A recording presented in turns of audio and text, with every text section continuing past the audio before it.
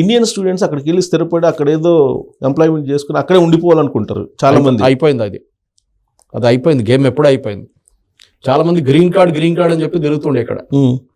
Green card కూడా citizenship కాదు, అది కూడా వీసా. చెప్పారు ఆల్రెడీ అది కూడా. మన దగ్గర ఇక్కడ చెప్పారు ఎవరైనా మీకు వచ్చి గ్రీన్ కార్డ్ వీసా అని చెప్పేసి? చెప్పరు మన దగ్గర. ఎందుకంటే ఆడంటాడు అమెరికా ఒక పెళ్లికి వెళ్ళారు అనుకోండి, ఇక్కడ వాళ్ళు ఏమంటారు మీ కొడుకు ఎక్కడ ఉన్నాడండి? అమెరికా. కూతురు అమెరికా. అరే బాబా, పెట్రోల్ బంక్లో పనిచేస్తున్నాడా, లేకుంటే హోటల్లో పనిచేస్తున్నాడా, లేకుంటే సూపర్ మార్కెట్లో పనిచేస్తాడా అడగరు, ఐటీలో పనిచేస్తారంటారు. మనకు తెలుసు నిజం ఏముంటుందండి, అందరూ అంటలేను నేను మ్యాక్సిమం. సో ప్రాబ్లం అది, మనం ఒక ఇల్యూషన్ క్రియేట్ చేసాం. అమెరికాకి వెళ్తే అంత అయిపోయింది, అక్కడ బంగారం రోడ్డు మీద పడి ఉంటుంది, వెళ్ళి బ్యాగ్లో తీసుకొని రావచ్చు అని చెప్పి. అది కాదు, వెరీ టఫ్ సిచ్యువేషన్ దేర్. ఉద్యోగం లేదు, Canada is an bad state, ఇంకా దారుణం ఉంది అక్కడ. కానీ మనం ఆ ఇమేజ్ క్రియేట్ చేశారు, దానికోసం అది ఇల్లీగల్గా వెళ్ళారు, లీగల్గా వెళ్ళారు, అన్నీ చూస్తున్నారు. ఇప్పుడు చూడండి, ఈసారి 47% పడిపోయింది H1B వీసాస్కి, కాకుండా ఎడ్యుకేషన్ అప్రూవల్స్ కూడా. ఈసారి లేదు, కోస్టల్కి ఎవరు లాడలేదు, పిల్లలు భయపడుతున్నారు. అక్కడికి వెళ్తే రిటర్న్ పంపించేస్తున్నారు, ఒకసారి ఎయిర్పోర్ట్ నుంచే పంపించేస్తున్నారు. సో అమెరికా అని ఉంటారు. అమెరికా ఇప్పుడు బంగ్లాదేశ్ వాళ్ళు వచ్చి మన దగ్గర వచ్చి మన ఉద్యోగం తీసుకుంటారండి, ఈ కెమెరా వాళ్ళు నేను నడిపిస్తూ ఉంటాడు బంగ్లాదేశ్ వాడు. అప్పుడు మీరేం చేస్తారు? నేనేం చేసుకోవాలరా బాబు అని అడుగుతారా? రెవల్యూషన్ వస్తుంది. మన తెలంగాణ అప్పుడు అదే జరుగుతుంది, తెలంగాణ వచ్చింది అదే కదా. సో వాడు కూడా అది చేస్తున్నారు. మీరు వచ్చి మా ఉద్యోగం తీసుకుంటున్నారు, మేము చూసుకొని కూర్చోవాలి నా మేము? మీకు మీ దేశం ఉంది, మీరు వెళ్ళి అక్కడ కూర్చోండి. మీరు చదువుకోడానికి వచ్చారు, చదువుకొని వెళ్ళిపోండి, no problem. But if you that extraordinary skill you can stay back. మా దగ్గర స్కిల్ లేదనుకోండి, మీరు ఉండండి ఇక్కడే. గ్రీన్ కార్డ్కి 20 సంవత్సరాలు వెయిటింగ్ లిస్ట్ ఉంది, మీరు వెయిట్ చేయండి. మీరు బహుశా 80-90 వచ్చినప్పుడు మీకు సిటిజన్షిప్ అప్పుడు వస్తుంది. సో మనోళ్ళ డ్రీమ్ అది అది ఇక్కడ ఉందండి. ఇక్కడ మా కేరళ లేదు, ఇది కేరళలో నర్సెస్ వెళ్తారు చాలా మంది, నర్సెస్ కి డిమాండ్ ఉంది. ఎందుకంటే యూరోప్ కానివ్వండి, యుఎస్ లో నర్సింగ్ చాలా తక్కువ అక్కడ. అవును, అక్కడ వాళ్ళు నర్సెస్ కావాల్సింది ఇండియా నుంచి. సో వాళ్ళు తీసుకుంటారు. కానీ మన దగ్గర అది కాదు కదా, మన దగ్గర క్రియేట్ చేసిన ఇమేజ్ అంటే యుఎస్ అంటే కానీ అబ్బా డాలర్లు. కానీ ఇప్పుడు ఇంత టఫ్ సిచ్యువేషన్లో కూడా మళ్ళీ వెళ్ళటానికి ట్రై చేస్తున్నారు కదా. మనం అదే కదా ఏం చేస్తారు ఇక్కడ కూర్చొని.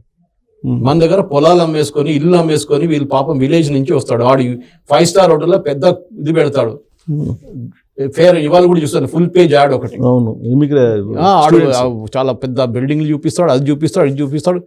మీరు చెప్పండి sir, Cornell university, Harvard, Cambridge, లేకుంటే ఏదైనా టాప్ యూపెన్, కొలంబియా, వీళ్ళు ఎప్పుడైనా హైదరాబాద్ వచ్చి ప్రెస్ కాన్ఫరెన్స్ పెట్టారా 5 స్టార్ హోటల్లో?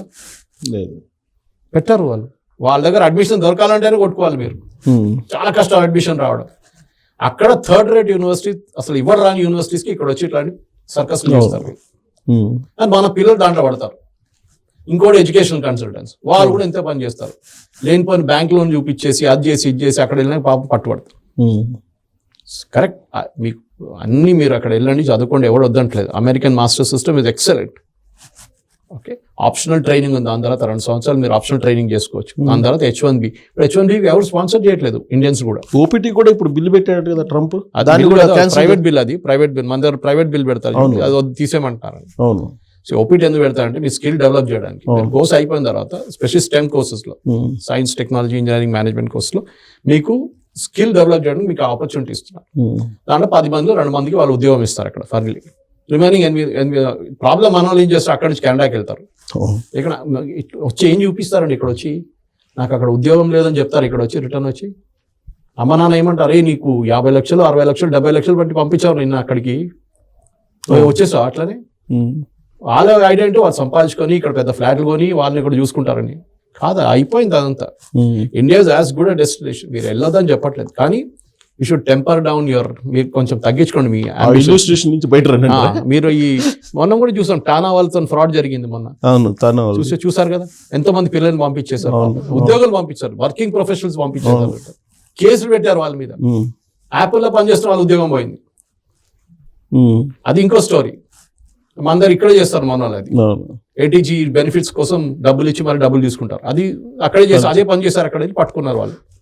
సో మన వాళ్ళు ఇల్లీగల్ చేయకుండా మీరు అక్కడ వెళ్ళినప్పుడు సత్యనారాయణ కానివ్వండి, మిగతా వాళ్ళు కానివ్వండి ఉన్నారు. Indians have gone to the top, there is no doubt about it. కానీ అందరు సత్యనారాయణ కాదు కదా. అవును. So you should be prepared for it. మీ స్కిల్ మీద ఉంటుంది.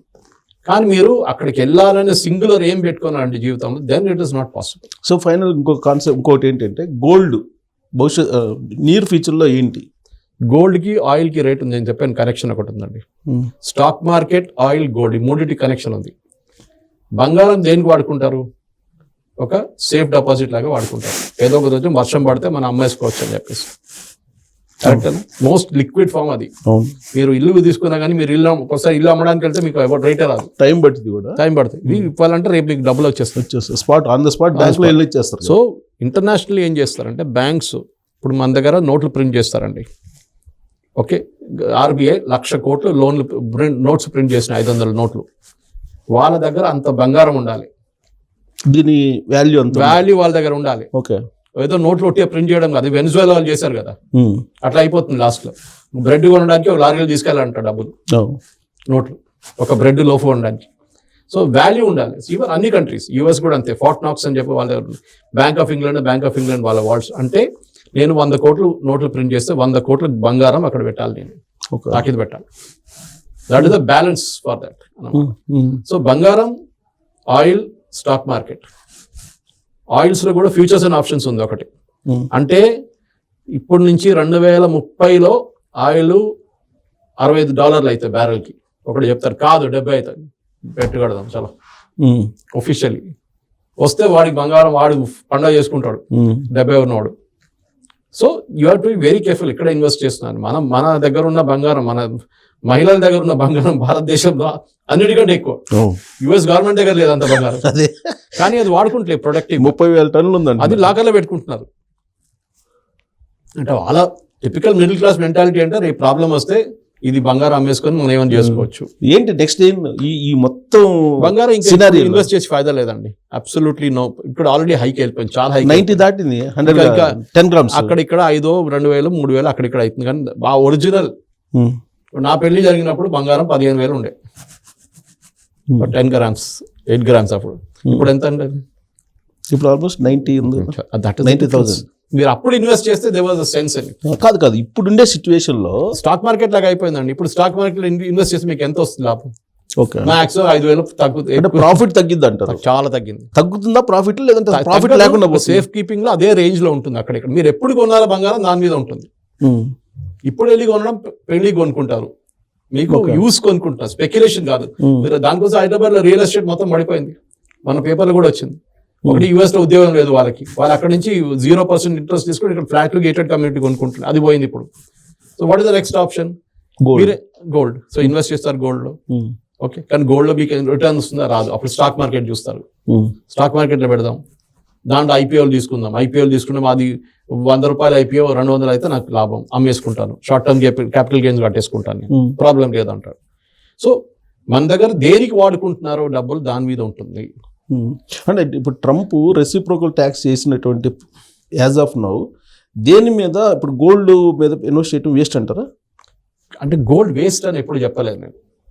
గోల్డ్ మన దాంట్లో Indian మెంటాలిటీలో different.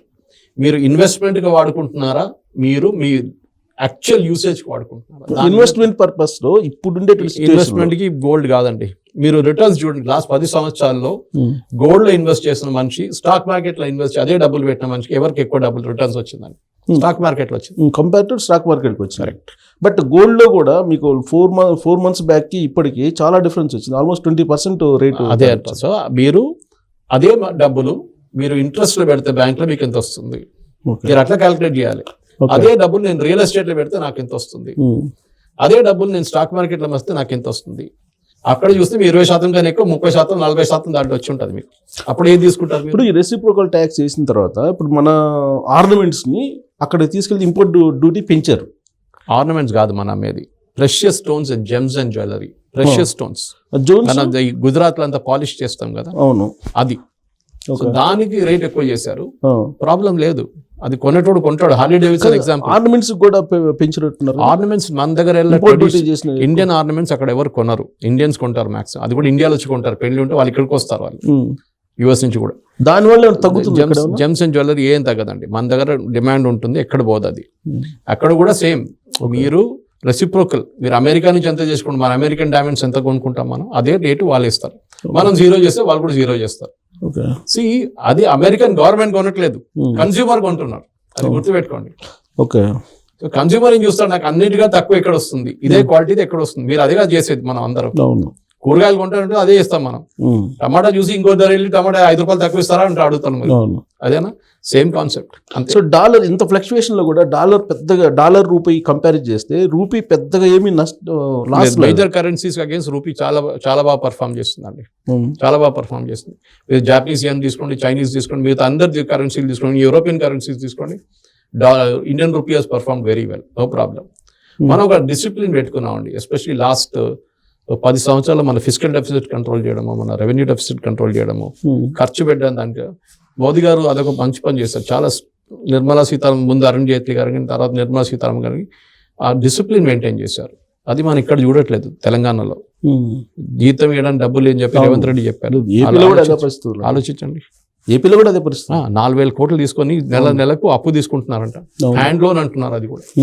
So it's very bad situation. So overall మనం చూస్తే Trump is taking care of his nation. ఆయన యుఎస్ఏని చూసుకుంటున్నారు, మన దేశంలో మన ప్రధానమంత్రి మన భారతదేశం ఎట్లా చూసుకుంటున్నారు అదే పాలసీ అతను అక్కడ ఫాలో అవుతున్నాడు. అతను ఏం చేసుకున్నా మనకే ఇబ్బంది లేదు, మనకి ఏ ఇబ్బంది లేదు.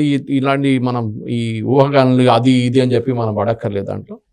కానీ ఎంప్లాయ్మెంట్ ఇంకో మాట మీరు అడిగిన ప్రశ్నకి, అండ్ గోయింగ్ దర్ అక్కడ వెళ్ళి చదువుకోవడం ఇంకోటి, టారిఫ్స్ ఇంకోటి, మూడోది మ్యానుఫ్యాక్చరింగ్ అమెరికాలో, దట్స్ అ డిఫరెంట్ సబ్జెక్ట్. మూడు సపరేట్ సబ్జెక్ట్స్ దీంట్లో.